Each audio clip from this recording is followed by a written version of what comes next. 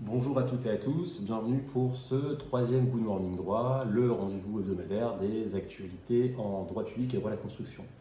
Je me présente, Benjamin Ingelard, je suis avocat en droit public, fondateur du cabinet Ingelard Partners, basé à Paris, Lyon, Lille, Marseille et Arras. Trois actualités cette semaine. La première actualité est la loi du 28 juillet 2023 qui vient d'être votée. Cette loi permet la reconstruction dans des conditions d'urgence des quartiers qui ont été affectés par les émeutes. Et pour la première fois, de manière un peu inédite, le gouvernement, l'Assemblée nationale, permet aux mairies qui ont été touchées par ces émeutes de procéder à la reconstruction des conditions très rapides des biens dégradés, puisque sous certaines conditions, les collectivités vont pouvoir reconstruire en se passant des autorisations d'urbanisme. C'est-à-dire que lorsque certaines conditions seront réunies, notamment la reconstruction purement à l'identique d'une école, d'un commissariat ou d'un hôtel de ville, il sera possible de se passer des longues instructions des autorisations d'urbanisme et donc de pouvoir reconstruire beaucoup plus rapidement.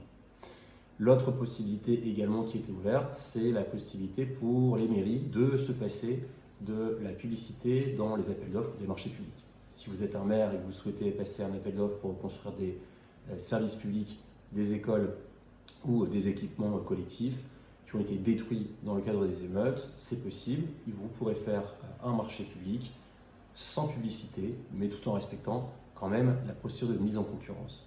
L'objectif ici, c'est réellement de pouvoir accélérer la reconstruction. Et dernier élément, c'est également la création d'une taxe supplémentaire locale pour permettre de financer ces reconstructions dans des conditions urgentes.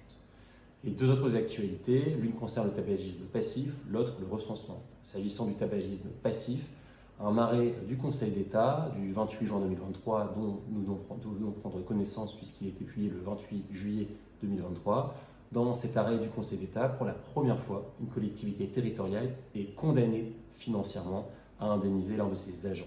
Cet agent est parvenu à faire la démonstration qu'il avait eu une dégradation de son état de santé et que la dégradation de son état de santé était en lien direct avec du tabagisme passif. Il est donc parvenu à démontrer le lien de causalité entre le tabagisme passif de ses collègues, la dégradation de son état de santé et le fait que sa collectivité n'avait pas respecté la loi sur l'interdiction de consommer du tabac sur le lieu de travail.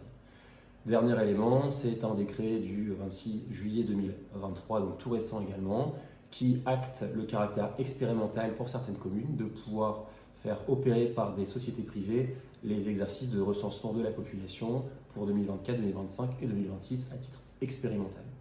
Voilà pour ces trois actualités hebdomadaires pour cette première semaine du mois d'août.